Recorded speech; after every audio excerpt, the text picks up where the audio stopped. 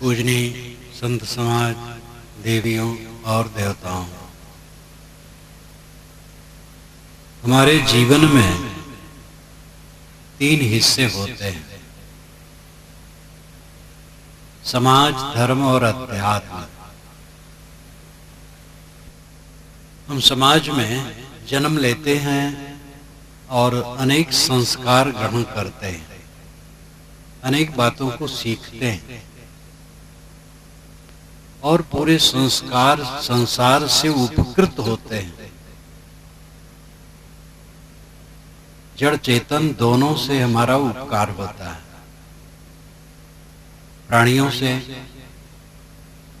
और मनुष्यों से। जो मनुष्य के अलावा प्राणी हैं उनसे भी उपकार होता है। मनुष्यों से तो ज्ञान विज्ञान मिलता ही है, पेड़ पौधों से, जड़ पदार्थों से, सर्वत्र आकाश, पृथ्वी, पानी, आग, हवा, सबसे हमारा उपकार होता है। इसलिए हमारा कर्तव्य होता है हम भी कुछ सेवा करें। अदलू बदलू की दुनिया है, लो और दो। समाज पहले है। समाज मनुष्यों के समूह को कहते हैं और मनुष्यों से हट करके प्राणियों के समूह को समझ कहते हैं। विद्वानों ने अन्य प्राणियों के समूह को समझ कहा और मनुष्य के समूह को समाज कहा। मनुष्य में ज्ञान विज्ञान का विकास है, अन्य प्राणियों में प्राकृतिक ज्ञान विज्ञान जितना है उतना है। पेट भर लेना, संतान पैदा कर लेना, उनको पाल पोस लेना, स्वाभाविक गुण अन्य जानवरों में है उतने रहता है। मनुष्य में विकास का क्षेत्र है।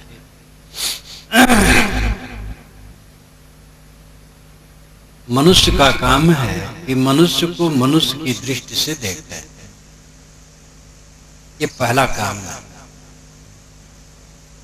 और इसमें खोट है कि मनुष्य मनुष्य को मनुष्य की दृष्टि से नहीं देखता, जात की दृष्टि से देखता है। जाति यद्यपि एक है लेकिन काल्पनिक जातियां मान ली गई हैं। जाति शब्द संस्कृत भाषा का है और इसका अर्थ होता है पैदा होना। जात पैदा होना, जात पैदा हुआ। बकरी से, सूअर से बच्चे नहीं होते, इसलिए दोनों की जातियां अलग हैं। घोड़ी से और बैल से बच्चे नहीं होते, इसलिए उनकी जातियां अलग हैं। इसी प्रकार आप कल्पना कर लीजिए, लेकिन इस भूमंडल के किसी कोने के नर और किसी कोने के नारी से बच्चे होते हैं। इसलिए मनुष्यों में 2 जाति नहीं, एक जाति। जहां तक काला गोरा का प्रश्न है, ये जलवायु के कारण है। कश्मीर के सभी लोग गोरे होते हैं, मद्रास के लोग प्राय काले होते हैं। यूरोपा, मंगोला, निग्रोसम 3 महाप्रजातियां समाज शास्त्रियों ने मानी है। यूरोपा गोरे रंग ले करके जो होते हैं उनको कहते हैं। भारत के लोग यूरोपाप में आते हैं और जो काले होते हैं उनको निग्रोसम कहते हैं और जो लाल लेकर के होते हैं मंगोलाब। लेकिन ये जलवायु के कारण है, इनमें भी परस्पर बच्चे होते हैं। इसलिए मौलिक रूप में मानव की एक जाति, 2 जाति नहीं। और आदमी इसको नहीं समझता है। भेदभाव की भावना बहुत बढ़ गई। कबीर साहब को ये बात खटकी थी और उन्होंने आज से 500 वर्ष 600 वर्ष पूर्व कहा था कि हर मानव का अधिकार सभी दिशा में होना चाहिए। जितनी जिसकी योग्यता हो उधर आगे बढ़े और किसी को कोई अछूत न कहे। छूत और अछूत का आधार है। पवित्रता अपवित्रता। कोई भी पवित्र है, आचरण पवित्र है, कर्म पवित्र है, वो अछूत नहीं है। आचरण कर्म अपवित्र हैं तो अछूत है, लेकिन फिर पवित्र हो जाए तो अछूत नहीं है। एक ही आदमी टट्टी घर से निकला है, अछूत है, स्नान कर लिया, अछूत नहीं है। छुआछूत का आधार आचार है, जन्म नहीं। ऊंच नीच का आधार कर्म है, जन्म नहीं। ये बिल्कुल उज्जवल पक्ष है, इसको समझना चाहिए। कबीर साहब ने आज से 500-600 वर्ष पूर्व इसकी घोषणा की थी। भारत आजाद होने पर वो कानून के रूप में आ गया। लोकसभा भवन और विधानसभा भवन में चाहे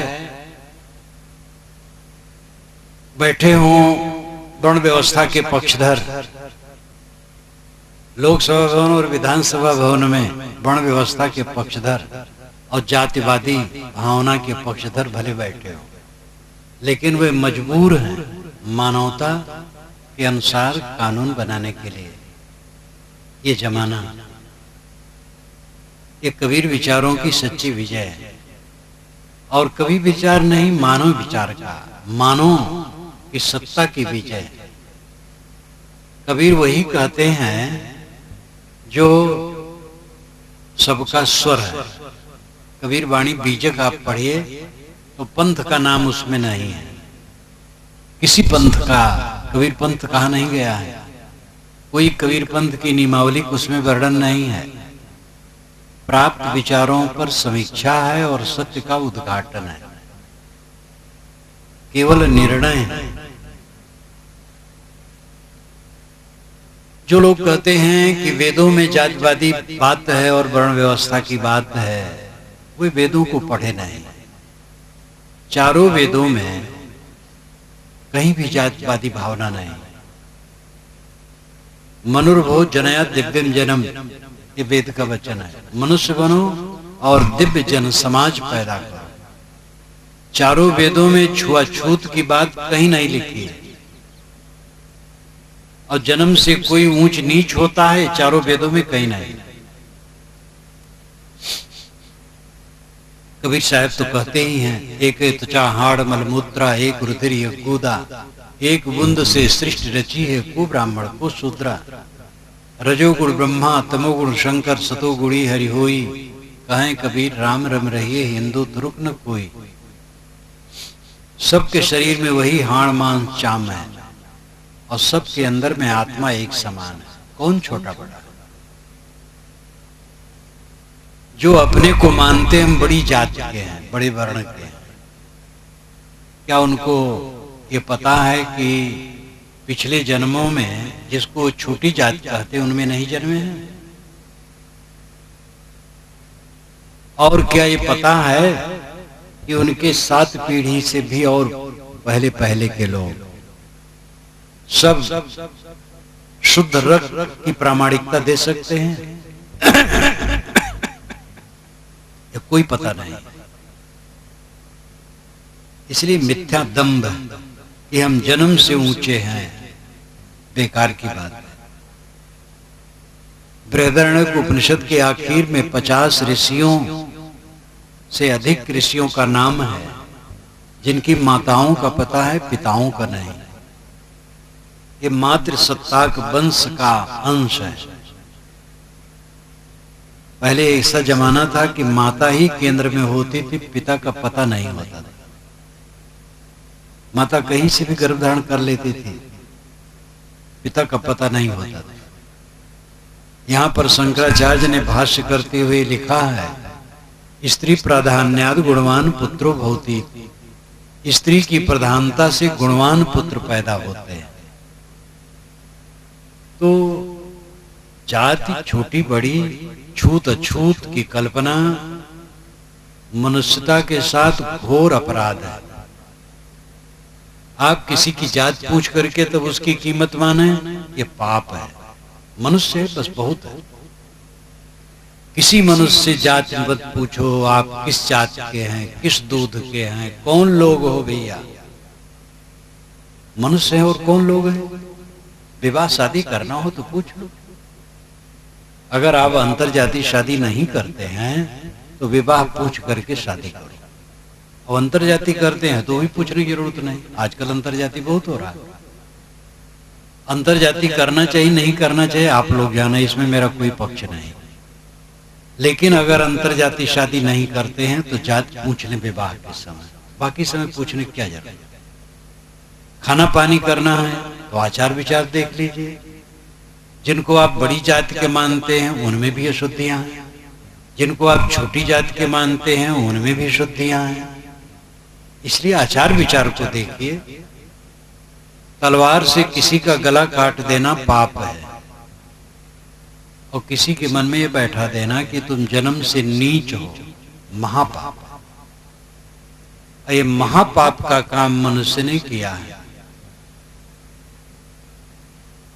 कल्पना करें, जिनको हम नीच जाति के कहते हैं उनमें जन्मे होते तो हम क्या चाहते?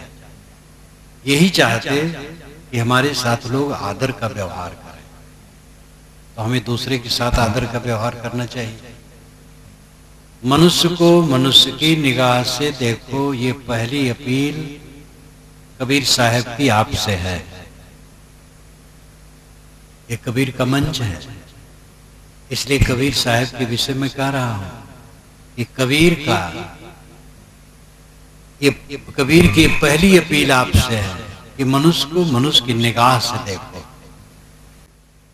जात की निगाह से न देखो। और जाति अगर है तो मनुष्य और कुछ नहीं।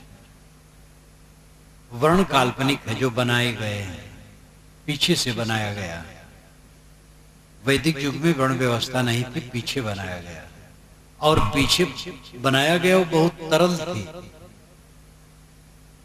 ब्राह्मण क्षत्रिय वैश्य शूद्र एक दूसरे में हो जाते थे, पीछे कठोर होते होते बहुत विकृत हो गया। आज के युग में कम से कम ये ध्यान रखना चाहिए कि मनुष्य मनुष्य है। पंडित कहते हैं कि वेद में स्त्रियों का और शूद्रों का अधिकार नहीं है, लेकिन चारों वेदों में एक लाइन कहीं नहीं है जिसमें लिखा हो कि स्त्री और शूद्र का अधिकार वेदों में नहीं है। चारों वेदों में एक लाइन नहीं है। और स्त्रियां वेद मंत्रों की रचयिताएं हैं जो 1 दर्जन से अधिक हैं, और जिनको आप शूद्र कहते हैं वे वेद मंत्र के रचयिता हैं। मैंने अपनी वेद की भूमिका में नंबर सहित ये सब लिखा है। तो जब वे वेद मंत्र रच सकते हैं, जिनको आप शूद्र कहते हैं, और स्त्री वे वेद मंत्र रच सकते हैं, तो पढ़ कैसे नहीं सकते? कितनी गाफिली है। अच्छे अच्छे विद्वान पंडित कहते हैं कि शूद्र और स्त्री का अधिकार उसमें नहीं है, जबकि वेद में कहीं ऐसा नहीं है। उपनिषद कालीन गार्गी मैत्री ये स्त्रियां हैं जो ब्रह्मवादिनी हैं। इन सब बातों से जगने की जरूरत है। जमाना आज बहुत आगे बढ़ गया है, और इस मूल बात को देखें। अगर वेद में ऐसा होता तो कम से कम आप मान लेते, वेद में नहीं है। विवेक की बात सबसे ऊपर है। यद्यप कुछ लोग कहते हैं कि विवेक बेकार है। विवेक को बेकार कहने वाले किस विवेक से ऐसा कहते हैं? विवेक को बेकार कहने वाले की बात ही बेकार है, क्योंकि बिना विवेक के कहते हैं। विवेक सबसे ऊपर है, विवेकी बने। कोई मनुष्य के बीच में जाति नहीं, एक जाति है, और जो जातियां बनी हैं कुर्मी, मुराव, धोबी, तेली इत्यादि, वो काल्पनिक है। और काम तो सब अच्छे हैं। बढ़ई का काम अच्छा है, दर्जी का काम अच्छा है, किसानी का काम अच्छा है, मेहतर का काम अच्छा है, जो सफाई करता है, अपने अपने मेहतर तो सब है। जो बहुत पुनीत बनते हैं जन्म से, सुबह उठ करके क्या करते हैं? जो सबसे पुनीत अपने को मानते हैं, हम बहुत ऊंची जाति है। मेहतर का काम प्रातः उठ करके वे करते हैं। उनकी टट्टी कौन धोता है? अपने तो धोते हैं। तो मेहतर का काम बुरा कैसे है? टट्टी करके जगह हम गंदी कर दें अब अच्छे हैं, और जो जगह धो दे वो बुरा है। इतनी समझ आज तक नहीं हुई है। कपड़े की जरूरत है, चूल्हा बुरा कैसे है? तेल आप खाते हैं, तेली खराब कैसे है?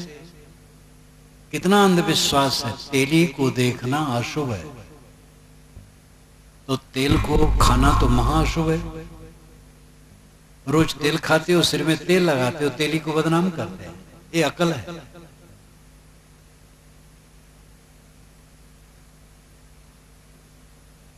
मनुष्य को मनुष्य की दृष्टि से देखें। ऊंच नीच कुछ नहीं। ऊंच नीच सद्गुण दुर्गुण से होता है, अच्छे बुरे कर्मों से होता है। मनुष्य मनुष्य है।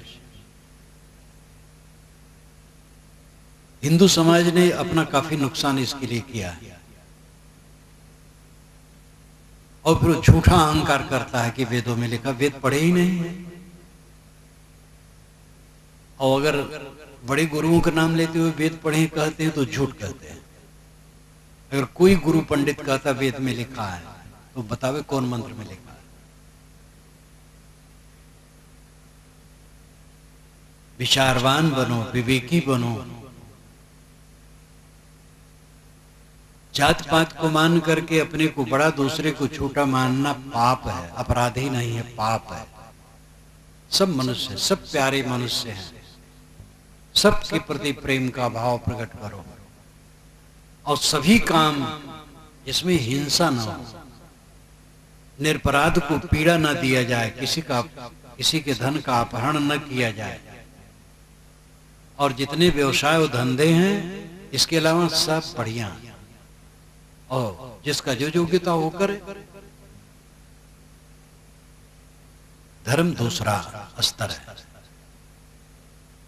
धर्म और मजहब को हम एक में मिला देते हैं। मजहब संप्रदाय ये बनते हैं और बिगड़ते हैं, धर्म बनता बिगड़ता नहीं। लोग मजहब संप्रदाय को धर्म कहने लगते हैं, वहीं गड़बड़ा जाता है। 1427 वर्षों से इस्लाम में,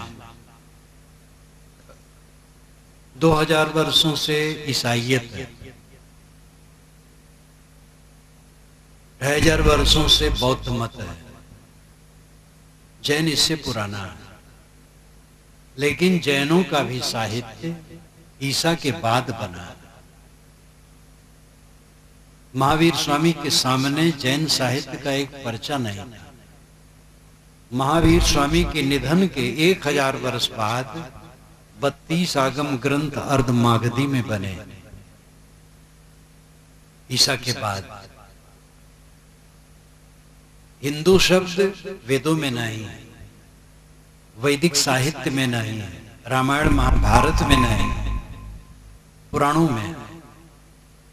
ईरान के लोगों ने सिंध को हिंद कहा, और इस देश को हिंद देश, यहाँ के लोगों को हिंदू। तब से हिंदू शब्द का प्रचलन हुआ। ये भी 2000 वर्षों से प्रचलन है। हिंदू धर्म नहीं है, हिंदू समाज। कुछ लोग कहते हैं मुसलमानों ने हिंदू कहा हम लोगों को, और हिंदू का मतलब कुली, हिंदू का मतलब हीन, और हमारी गलती जो हमने स्वीकार ली। ऐसा कहने वाले इतिहास को नहीं जानते। इस्लाम के जन्म के 1000 वर्ष पूर्व से ही हिंदू शब्द प्रचलित है, और किसी ने हीन भावना से इसको नहीं दिया है, आदर से दिया। भाषा का प्रभाव है। संस्कृत में और हिंदी में सा कहते हैं, फारसी में हा कहते हैं, उसी को। सप्ताह हम लोग कहते हुए लोग हफ्ताह कहते हैं। इसी प्रकार सिंध को उन्होंने हिंद कहा।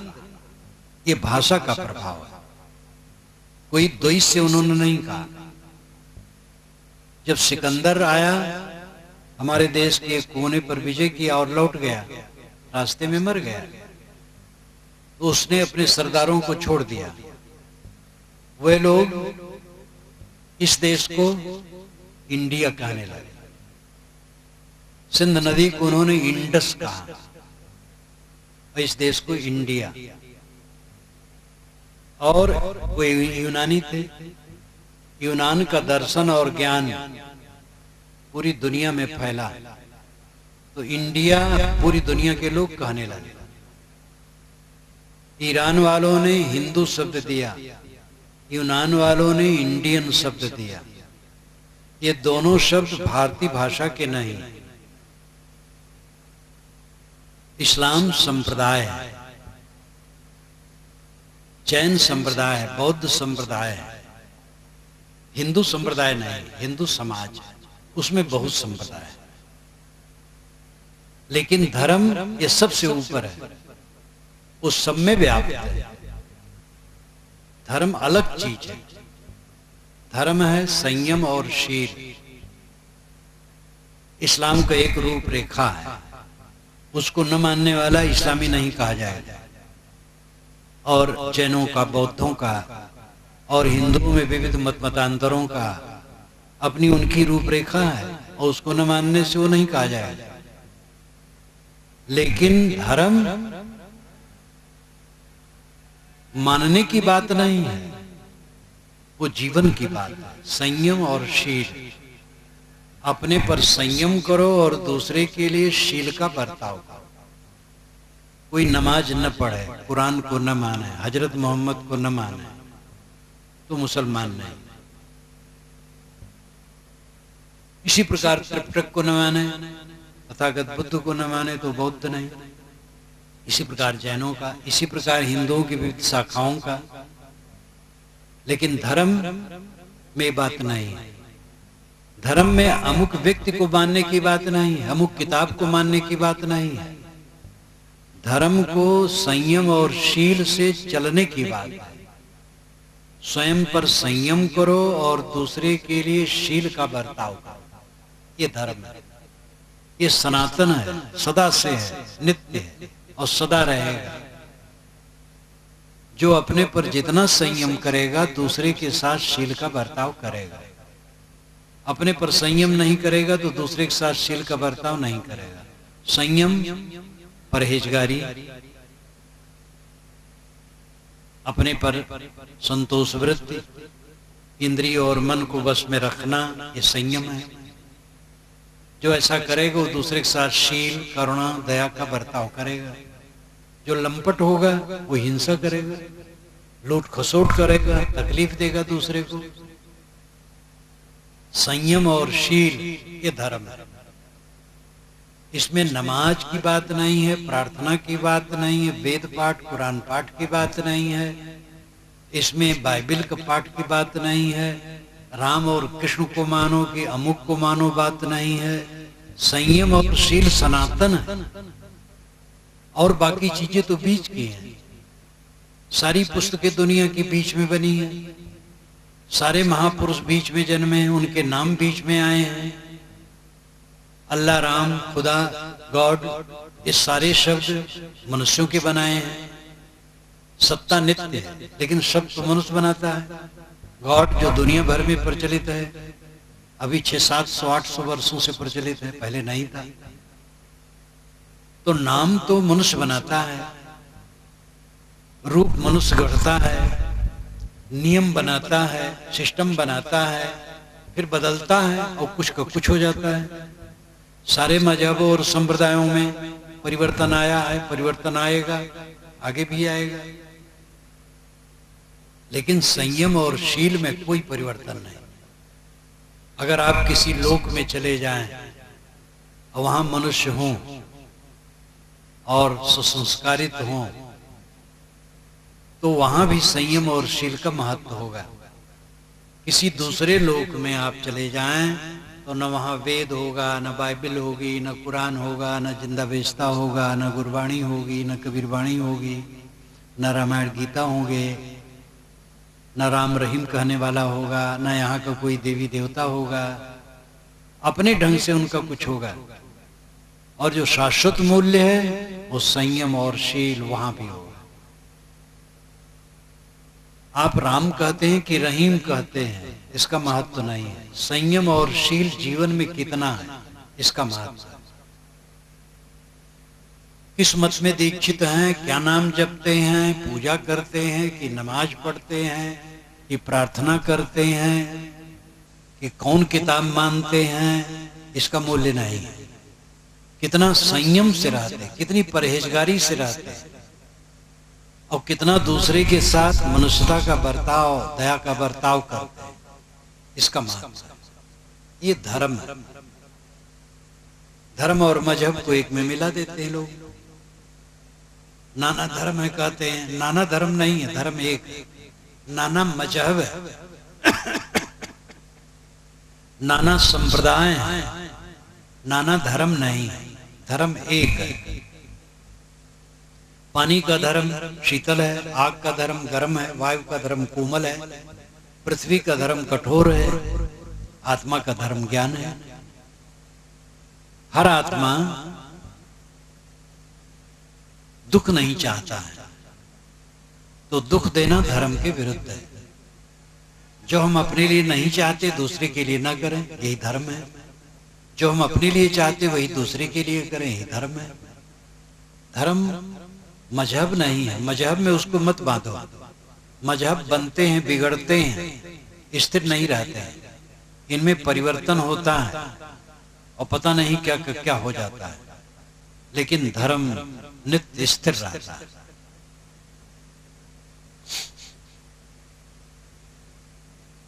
कोई मुसलमान हो, नमाज पढ़ता हो और सब काम करता हो, लेकिन ठीक ठाक न रहता हो, तो दूसरे मुसलमान बंधु भी उसको पसंद नहीं करेंगे। लेकिन एक हिंदू है, सदाचारी है, ईमानदार है, तो पसंद करेंगे। एक हिंदू है और राम राम कहता है, पूजा पाठ करता है, वेद पाठ करता है, लेकिन वो ईमानदार नहीं है, तो हिंदू उसको पसंद नहीं करेंगे। एक मुसलमान ईमानदार है, उसको पसंद करेंगे। कहीं भी देख लीजिए, मजहब पसंद नहीं लोग करेंगे, आचरण पसंद करेंगे। संप्रदाय से आदमी श्रेष्ठ नहीं होता है, पवित्र आचरण से श्रेष्ठ होता है। और पवित्र आचरण इसमें आ जाता है, संयम और शील में। जो अपने पर संयम करेगा, दूसरे के साथ शील का बर्ताव करेगा, उसमें सारे सद्गुण आ जाएंगे। ये सूत्र है संयम और शील। इसकी शाखाएं क्षमा, दया, समता, संतोष, शांत, ज्ञान, भक्ति, वैराग, सारे सद्गुण इसमें आ जाते हैं।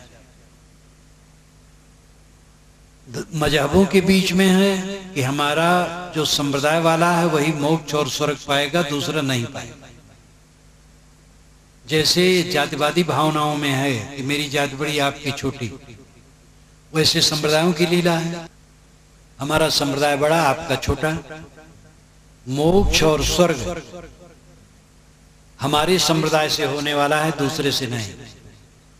ये कठहुज्जती सभी मजहब और संप्रदाय वाले करते हैं। ये दादागिरी, दूसरों को डाउन करने की चेष्टा, और अपने लोगों को मिथ्या बढ़ावा देना। चरित्र से आदमी ऊपर उठता है, मजहब से नहीं। एक ही संप्रदाय में अनेक प्रकार के लोग हैं, उस सब का कल्याण कैसे हो जाएगा? स्वर्ग नरक कहीं परोक्ष नहीं है, और मोक्ष बंधन भी परोक्ष नहीं है। मन की मलिनता नरक है, मन की स्वच्छता स्वर्ग है। मोह बंधन है, निर्मोह होना मोक्ष है। ये व्यक्तिगत विषय है। कोई संप्रदाय का संप्रदाय स्वर्ग में नहीं जाता है और नरक में नहीं जाता है। मजहब का मजहब मुक्त नहीं होता है, वो बंधन में नहीं रहता है। मजहब संप्रदाय तो मनुष्य के बनाए हैं। एक साथ रह करके एक ढंग से उपासना करना उसकी विशेषता है। जमीन नित्य है, सड़कें और मेड़े अनित्य हैं। धर्म नित्य है, संप्रदाय और मजहब अनित्य है। जितने संप्रदाय आज धरती पर तल पर चल रहे हैं 2500 वर्ष के अंदर के, उसके पहले वाले सब बदल गए और 2500 वर्ष के अंदर के जो हैं इनमें भी बहुत अंतर आया है। आप वैदिक परंपरा को लीजिए, वैदिक काल का समाज फिल्मा करके रखा गया होता, अब आज आप टीवी के पर्दे पर देखते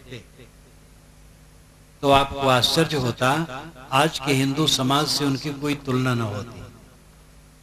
आज की पूजा पद्धति जितनी है हिंदू समाज में, ये 1500 वर्षों के अंदर का है, वैदिक युग का नहीं है। वैदिक देवता इंद्र सबसे बड़ा है, अब आज हिंदू समाज में इंद्र का कोई नाम लेने वाला नहीं। मरुत, वरुण, अग्नि, अश्वनी, रदिक्रा, उषा आदि अनेक वैदिक देवता हैं जिनके विषय में हिंदू आज जानता ही नहीं। और हिंदू जिस देवी देवता को आज पूज रहा है वो वेदों के नहीं है। परिवर्तनशील संसार है। अभी राम नवमी में दशहरे में श्री राम का ज्यादा महत्व था, अब दुर्गा जी उनको किनारे कर रही है, दुर्गा की महिमा बढ़ रही है। परिवर्तनशील संसार है। बाहर की पूजा पद्धतियां, उपासना, देवी देवता, मान्यताएं, ये सब बदलती रहती है। शाश्वत जो रहता है वो है मनुष्यता के लिए संयम और शील। दुखों का अंत इसी में होगा। फिर अपनी परंपरा के अनुसार कोई पूजा पद्धति में रहे, ठीक है, कोई बुरा नहीं। भिन्न भिन्न शाखाएं हैं, भिन्न भिन्न मजहब हैं, भिन्न भिन्न संप्रदाय हैं। दुनिया के विभिन्न क्षेत्रों में महापुरुष जन्मे हैं और अपने ढंग से उन्होंने समाज को प्रेरित किया शुभ मार्ग के लिए। दुनिया बहुत बड़ी है, इसमें अनेक देश और क्षेत्र और प्रदेश हैं और अनेक महापुरुष भिन्न देश काल में होते हैं। वे अपने जमाने की गड़बड़ियों को सुधारने के लिए संप्रदाय और मजहब चलाते हैं। सारे संप्रदाय मनुष्य की चलाए हैं। दुनिया की सारी किताबें मनुष्यों की रचनाएं हैं और सारे महापुरुष मनुष्य हैं और उन्होंने सुधार का कुछ रास्ता बताया है। इसलिए उसमें समाज अगर चलता है तो अच्छा है। लेकिन यह है कि हमारा संप्रदाय स्वर्ग में जाएगा, दूसरा नहीं। हमारे संप्रदाय वालों का मोक्ष होगा, दूसरे का नहीं, ये बिल्कुल गलत बात है। मोक्ष और स्वर्ग व्यक्तिगत विषय, वो साधना का विषय, इस पर ध्यान देने की आवश्यकता है। जैसे जातिवादी भावना में छुआछूत, ऊंच नीच की भावना कटुता पैदा करती है, वैसे सांप्रदायिक भावना में कटुता पैदा होती है। ये कहना तुम नास्तिक हो, काफिर हो, नापाक हो किसी समूह को, ये मनुष्यता के विरुद्ध है। कोई दुनिया में नास्तिक नहीं। नास्तिक उसे कहना चाहिए जो नैतिकता को न माने। चार चोर भी जब चोरी का माल बांटते हैं तब आपस में कहते भाई ईमानदारी से बांटना। चोरी का माल भी ईमानदारी से बांटने की जरूरत पड़ती है। तो चोरों में भी नैतिकता के बीज हैं और नैतिकता ही आस्तिकता है। इसलिए धर्म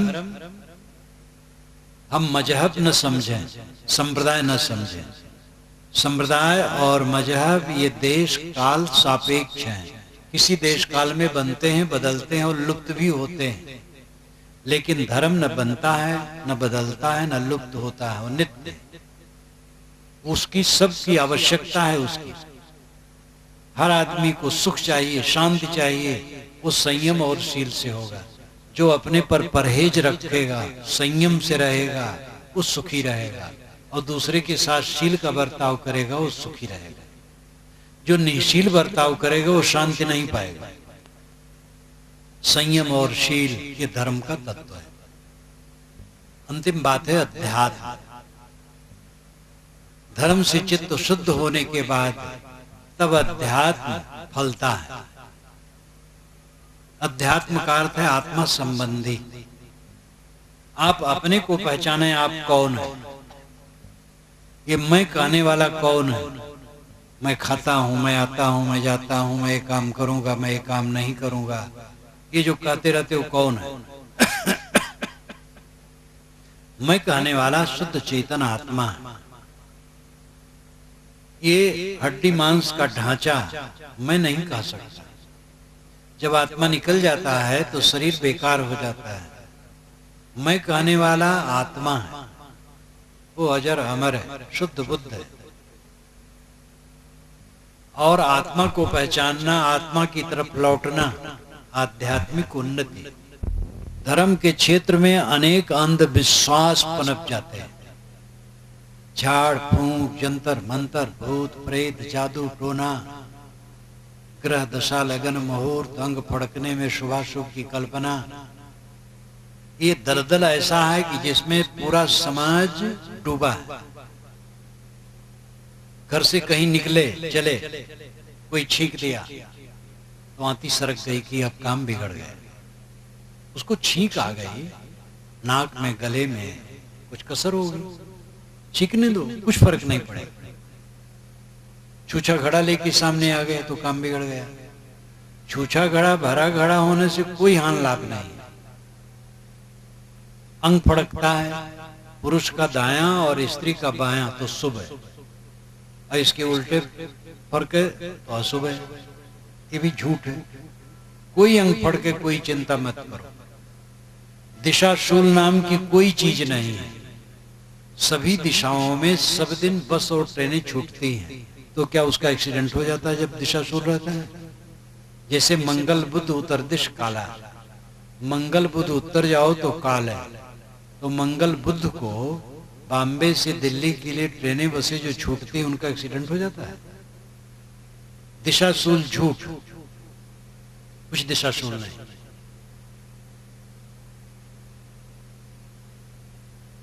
ग्रह टेढ़ा है, ग्रह टेढ़ा हमारे ऊपर टेढ़ा तो आपके ऊपर सीधा कैसे है?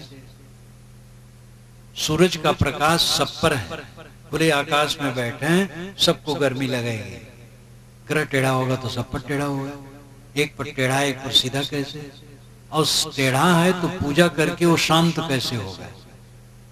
क्या पूजा करके किसी जलते हुए बल्ब को कोई बुझा सकता है? स्विच ऑफ न करे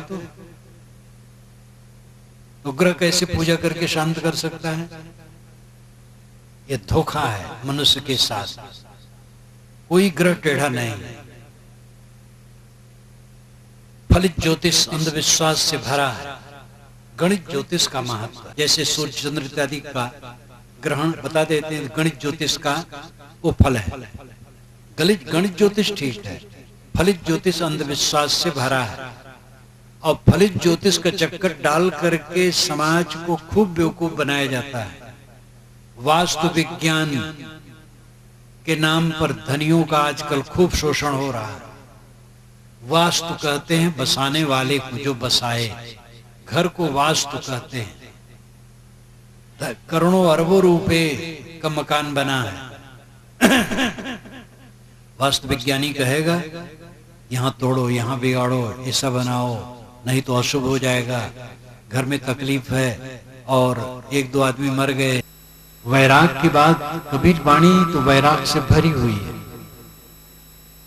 जंगल ढेरी राख की ऊपर ऊपर हरियारी, ते भी होते मानवी करते रंग रलियारी। जंगल में गए तो राख की ढेरी देखी। कबीर साहब ने कहा है राख की ढेरी कभी सुंदर मनुष्य थी, लेकिन अब राख की ढेरी। हमारा शरीर भी राख की ढेरी होगी। ढेर मिट्टी का हर आदमी है, बाद मरने का होता यही है। या तो तुरबत बनेगी जमीन पर या चिताओं में जलना पड़ेगा। हर आदमी मिट्टी का ढेर है,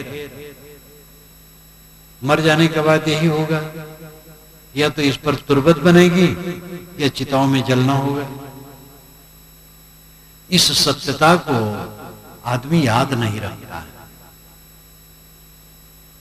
लोग याद करते हैं जन्म दिवस को और विवाह दिवस को, मृत्यु की याद नहीं करते हैं। मृत्यु की याद कराओ तो टप टपट पड़े, चुप रहो, अशुभ न बोलो। मृत्यु की याद शुभ है। आजकल तो धनी लोग विवाह दिवस मनाते हैं। जन्म दिवस मनाने की भी रस्म नहीं था ज्यादा।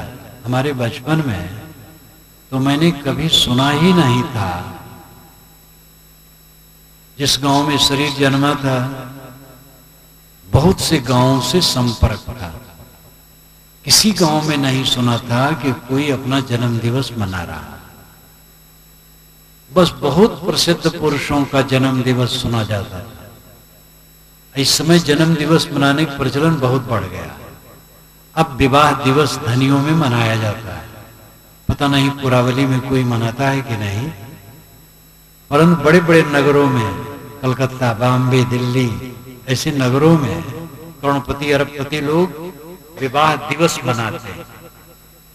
एक 85 वर्ष का बुढ़वा विवाह दिवस मना रहा था, तो लोग कह रहे थे कि मूर्खता दिवस मना रहा है। विवाह दिवस को भूलना चाहिए कि याद करना चाहिए? यहां पर बूढ़े लोग भी बैठे हैं। कोई जवान उनसे पूछे कि बाबा जब आप दूल्हा बने थे आज कैसे लगता है, तो चिढ़ जाएगा। एक दिन के लिए दूल्हा बने और जीवन भर के लिए ठगा गए, और उसी की फिर याद। मृत्यु की याद करो। मृत्यु का दिन पर्व का दिन है। पूरे जीवन का रिजल्ट मृत्यु के दिन आना है सामने। ध्यान दो भाई, साल भर की पढ़ाई का रिजल्ट परीक्षा फल में अंत में आता है। ऐसे पूरे जीवन का रिजल्ट मृत्यु के दिन सामने आना है। वो दिन पर्व का दिन है, उसके लिए तैयारी करो। यहां बोलो ना, ये कुरावली आपका घर नहीं है, पड़ाव है। और ये जो लोग मिले हैं ये अपने नहीं है। ये सब जीव स्वतंत्र है। हाँ, व्यवहार के लिए अपना कहना बुरा नहीं है, लेकिन अपना बहुत हल्का हल्का मानो, थोड़ा थोड़ा, ज्यादा ज्यादा नहीं, थोड़ा थोड़ा। जैसे ट्रेन में हम बैठते हैं तो हमारा रिजर्वेशन होता है, हमारी सीट, हमारी शायिका, लेकिन हम जानते हैं कि जहां अपना स्टेशन आए उतरे और ये हमारा नहीं रहे। ऐसे जो हम घर द्वार परिवार संपत्ति मठ मंदिर पाए हैं, ये अपना है नहीं। कबीर साहब ने कहा है कहो तो है नहीं, नहीं कहा ना जाए, हाँ नाही के बीच में साहेब रहा समाए। अगर कहूं है, ये घर द्वार परिवार है, साहब कहते है नहीं। हमारे बाबे दादी भी है कहते थे, उनको कुछ नहीं रहा, तो हमारा कहां रहेगा? लेकिन नहीं कहा ना जाए, नहीं कहते भी नहीं बनता है। जब तक है जीवन निर्वाह करना है। अगर आपकी घरवाली कहे कि कुछ नहीं है, भोजन नहीं बना है, क्योंकि है ही नहीं, तो आप परेशान हो जाओ। भोजन की जरूरत है, हमें भी भोजन की जरूरत है। हमारे ही साथी कहें कि आप तो मंच पर कह रहे थे कि कुछ नहीं है, इसलिए भोजन नहीं बना है, परेशान हो जाएंगे। इसलिए साहब कहते नहीं कहा ना जाए, नहीं कहते भी नहीं बनता है। नाही के बीच में साहेब रहा समाये, है और नाही के बीच में ज्ञानी स्थित है भी और नहीं भी। ये ध्यान दीजिए। हमारा आपका शरीर है लेकिन नहीं है तो है कुछ दिन के लिए, लेकिन जब मिटेगा तो सदा के लिए नहीं रहेगा। ये ध्यान दीजिए। है कुछ दिन के लिए और नहीं है अनंत काल के लिए। तो है इतना ख्याल है और नहीं है इसका ख्याल नहीं है। एकांगी जीवन है हमारा, इसलिए हम प्रलुब्ध हैं, मोहग्रस्त। अंत की अवस्था को देखने की जरूरत है, आखिरत को देखो। ये रहने वाला कुछ नहीं है किसी का। 100 वर्ष के पहले का मकान कुरावली में शायद हो। हाँ, परमात्मा इनमें आत्मा कि अल्लाह ताला ने मूसा से कहा, ऐ मूसा जा तू जन्नत में रह के आ। तो मूसा गया जन्नत में 10,000 वर्षों तक रहा। जब लौट के आया तो खुदा ने पूछा, ऐ मूसा तेरा अनुभव जन्नत में क्या है? तो कहा, हुजूर मुसाफिर खाने में एक दरवाजे से प्रवेश किया, दूसरे दरवाजे से निकल गया, यही अनुभव है। 10,000 वर्ष का स्वर्गवास हमें इतना ही लगा। ये भी बात समझाने का तरीका है। आकाश में कहीं स्वर्ग वर्ग नहीं है। ये सभी संप्रदाय वाले, मजहब वाले स्वर्ग नरक की कल्पना करते हैं। वो सामान्य लोगों को समझाने के लिए, पाप से हटाने के लिए, पुण्य में लगाने के लिए। लेकिन स्वर्ग नरक का तथ्य है मन का गंदा रहना, चिंतित रहना, पीड़ित रहना नरक। मन का स्वच्छ रहना, प्रसन्न रहना, आनंदित रहना स्वर्ग। और मन गंदा कैसे रहता है? दुष्ट व्यवहार करने से, खराब काम करने से। कोई चोरी करेगा, हत्या करेगा, व्यभिचार करेगा, शराबपान करेगा, अंडबंड आहार करेगा, तो उसका मन खराब रहेगा। और कोई संयम से रहेगा, परहेजगारी से रहेगा, उसका मन प्रसन्न रहेगा, निर्मल रहेगा। तो स्वर्ग नरक अपने में सच है, लेकिन जो पुराणों में नाना मत मजहबों द्वारा स्थूल वर्णन उसका है, वो रूपक मात्र है।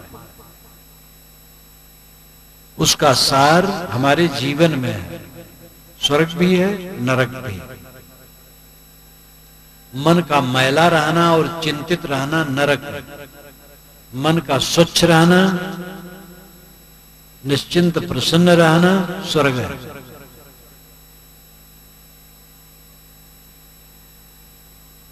वैराग की जरूरत इसीलिए है। संसार की नश्वरता को देखो, अंतिम दिन को देखो, कहीं मुग्ध मत हो, प्रलुब्ध मत हो, पर स्त्री पर कभी कुदृष्टि मत करो, पर पुरुष पर देवियां कुदृष्टि न करें। जिनसे बन सके ब्रह्मचर्य से रहें, अच्छा है। लेकिन ये कोई कोई रहेगा, कोई कोई लड़का या लड़की सदा के लिए ब्रह्मचर्य व्रत से रहने के लिए उम्मीद करते हैं और प्रतिज्ञाबद्ध होते हैं और साधना करते हैं।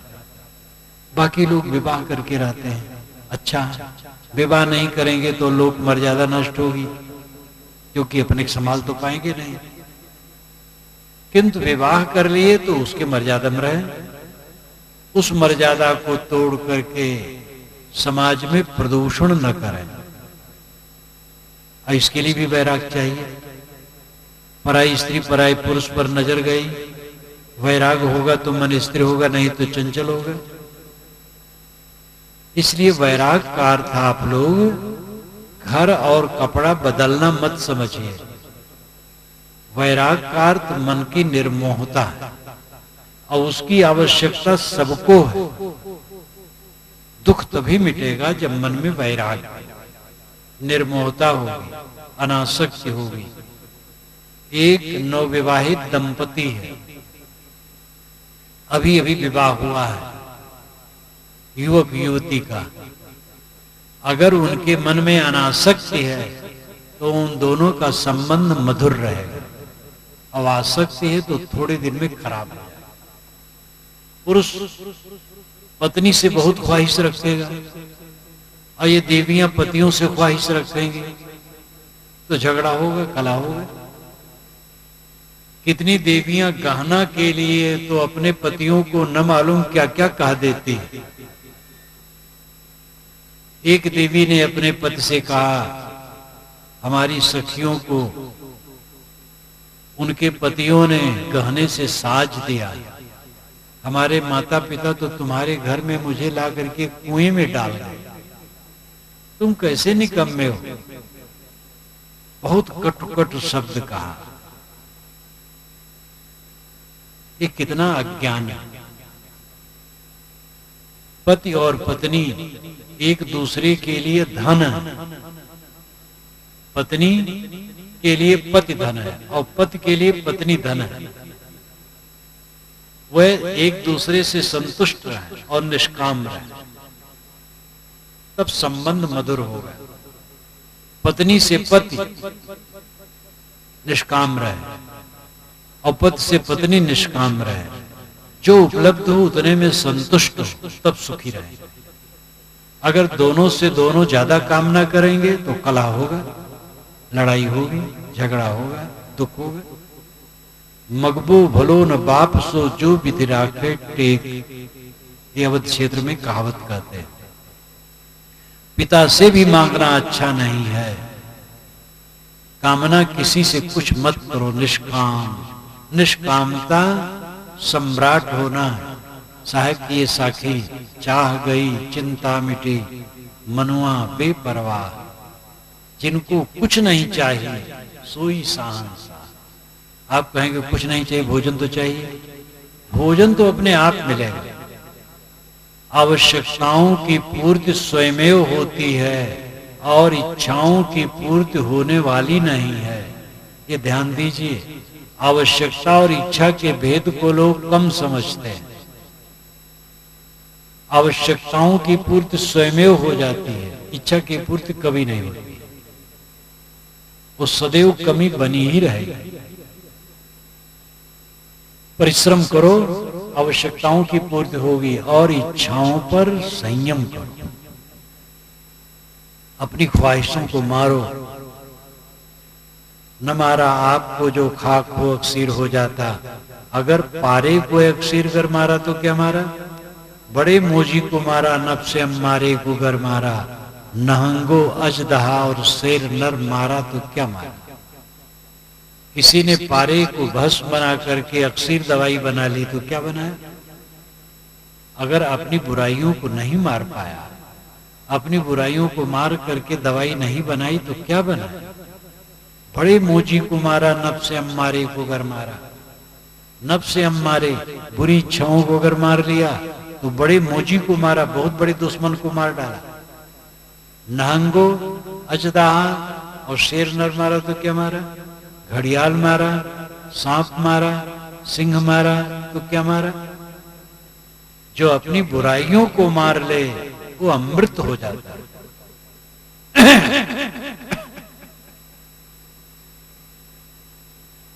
हमारी इच्छाएं, हमारी वासनाएं,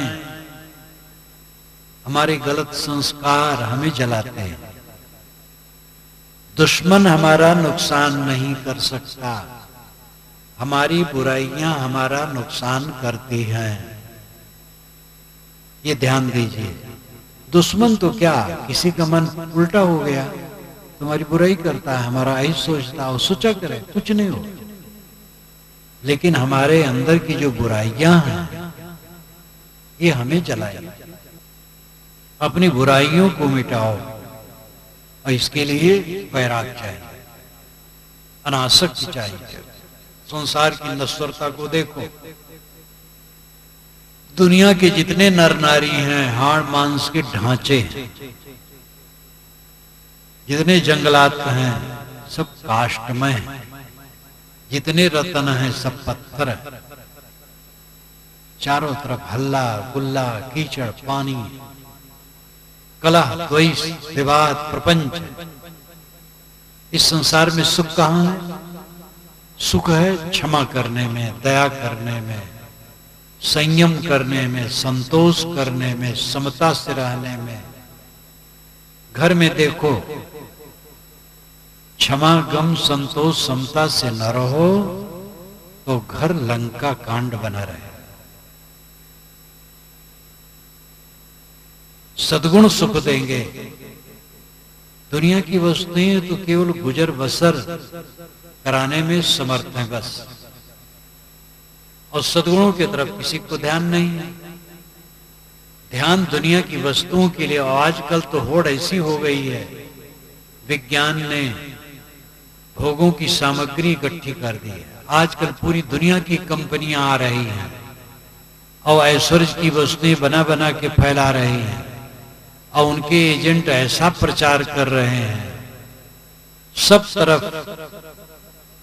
एक प्रकार की लूट चल रही है। क्रय शक्ति आपकी बढ़नी चाहिए।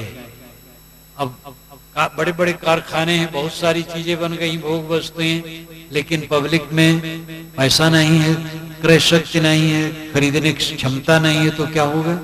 इसलिए क्रय शक्ति बढ़नी चाहिए। जब आप बाजार जाओ तो 4-4 हजार रुपए का कूड़ा कबाड़ लाके घर में धरो, तब आप विकसित। लोग अपने ड्राइंग रूम में 2-3 टोकरी कचरा रखते हैं, अलमारी बना लेंगे तो उसमें गुड्डी गुड्डा क्या क्या सब आजकल बड़ा प्रचलन हो गया। किसी ड्राइंग रूम में घुसो तो 2-3 टोकरी कचरा जरूर रहे। पैसा है तो बिना जरूरत की चीज खरीद करके लाके घर में रख रहे। ये सब दिमाग खराब कराऊ बात। कम वस्तुओं में गुजर करने की चेष्टा करो। सादी वस्तुएं, सरल, शुद्ध, सात्विक और कम में गुजर। दूसरी की वस्तुओं पर नजर न ले जाओ, अपने जो है बहुत है। अगर तुलना करना है तो अपने से गरीबों की करो। आप मकान में हैं तो झोपड़ी वालों से तुलना करो, भवन वालों से क्यों करते हो? आपके पास साइकिल है तो तुलना करो जिनके साइकिल नहीं है। आप मोटरसाइकिल वालों की तुलना कर रहे हैं, हमारी मोटरसाइकिल नहीं, तो रो रहे हैं। एक ने कहा महाराज क्या करूं, कलर टीवी नहीं है, ऐसे में रो रहे हैं। अरे टीवी ही न हो तो क्या नुकसान है? टीवी ने तो भयंकर रोग पैदा किया है। 3 टीवी है, एक टी और वी, चाय और बीड़ी, वो टीवी है, और दूसरी टीवी है जो रोग लग जाता है शरीर में, टीबी। और एक टीबी है जो आपके ड्राइंग रूम में देवता का रूप लेके बैठा, कपड़ा बढ़ाया है, देवता मानो बैठा, और शाम हुई, जब हुआ तब खोल दिए, चीची पीपी शुरू हुआ और उसी में लुप्त होकर के लगे। तो ये सब विकार पैदा करता है। साइकिल वाले गैर साइकिल वालों से तुलना करें, मोटरसाइकिल वालों से नहीं। ये तो जी को जलाना है। बहुत बहुत बड़े धनपति निर्धन है, क्योंकि बड़े धनियों को देख करके वह असंतुष्ट है। ये तृष्णा कभी धन से और सम्मान और पूजा प्रतिष्ठा से भरेगी नहीं। इच्छाएं तृप्त नहीं होंगी।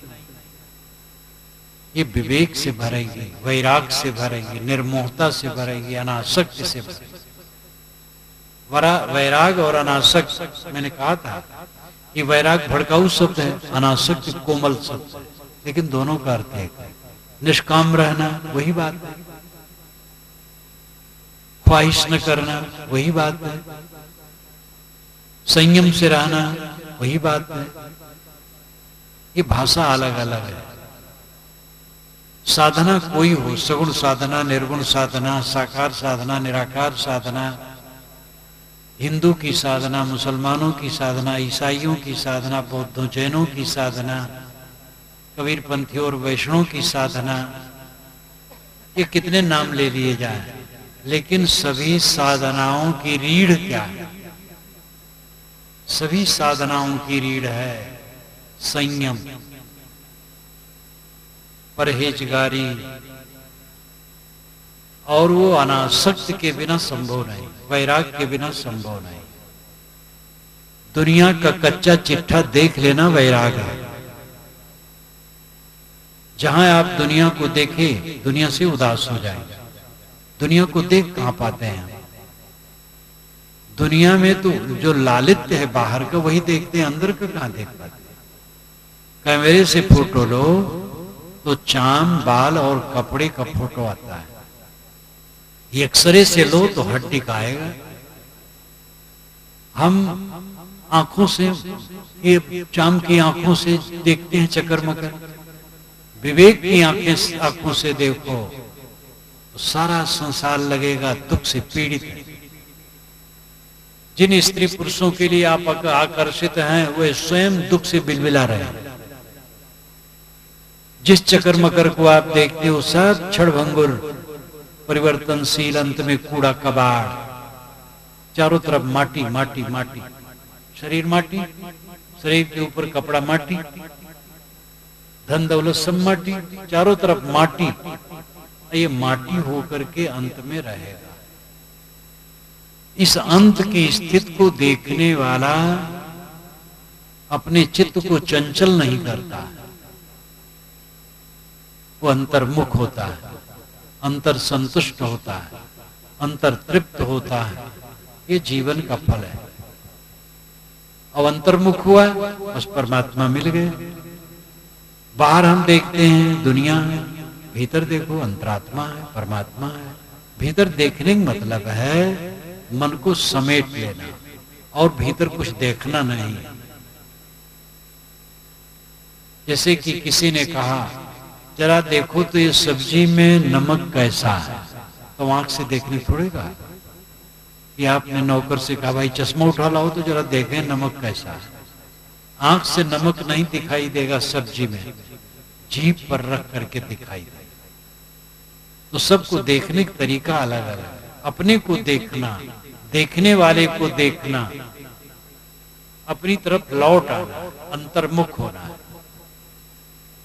हमारा मन बहिर्मुख है, हम बाहर देखते हैं क्योंकि इंद्रियां बाहर खुली हुई है। परांच खान वितरण स्वयंभू तस्मात् परांग पश्चिदांतरात्मन कश्चित धीरा प्रतिज्ञात्मानमैक्षतावृत्ति चक्षु अमृतत्वमिच्छन्। प्रकृति ने इंद्रियों को फोड़ फोड़ कर बाहर निकाला है, इसलिए हम बाहर देखते हैं, अंतरात्मा को नहीं। कोई विवेकवान पुरुष कल्याण की इच्छा रख करके अपने अंतरात्मा को देखता है। और देखने मतलब समझना, आपका अस्तित्व, आपका होना, आपका आत्मा, आपका परमात्मा है। मन के विकारों को छोड़ो, सारा संसार कूड़ा। ये संसार सकल है मैला, राम गहे ते सूचा। कहें कबीर राम नहीं छाड़ो, गिरत परत चढ़ ऊंचा। डगमग छाड़ी दे मन बौरा। उसी के डगमग छाड़ दे मन बौरा इस भजन के आखिर में आया है। यह संसार सकल है मैला, राम गहे ते सूचा। ये सारा संसार मैला है, कूड़ा कचरा, हल्ला गुल्ला, राग द्वेष, कलह कल्पना, विवाद, जीर्णता, परिवर्तन, यही सब भरा। राम गहे ते सूचा। जो राम को पकड़ लिया, राम पवित्र है, निर्विकार है, निर्मल है। राम न कहना चाहो, अल्लाह कह दो, कोई हर्ज नहीं। इसलिए साहब ने कहा अल्लाह राम जीव तेरी नाई। सभी शब्दों को उन्होंने प्रयोग किया। तो भाषा है, पानी न पियो जल पी लो, जल न पियो पानी पी लो, जल और पानी दोनों न पियो वाटर पी लो। बात तो एक है। जो सबके अंदर में बैठा है नूर, वो हिंदू मुसलमान थोड़े, वो तो एक समान है। अपने आप को पहचानो, अपने अंतरात्मा रूपी परमात्मा को पहचानो और बाहर का झूठा लालित धोखा, इससे मन विरक्त, अनासक्त, अंतर्मुख होने का काम करो, तब जीवन में सच्चा आनंद उपस्थित होगा। इसी के साथ मैं अपनी वाणी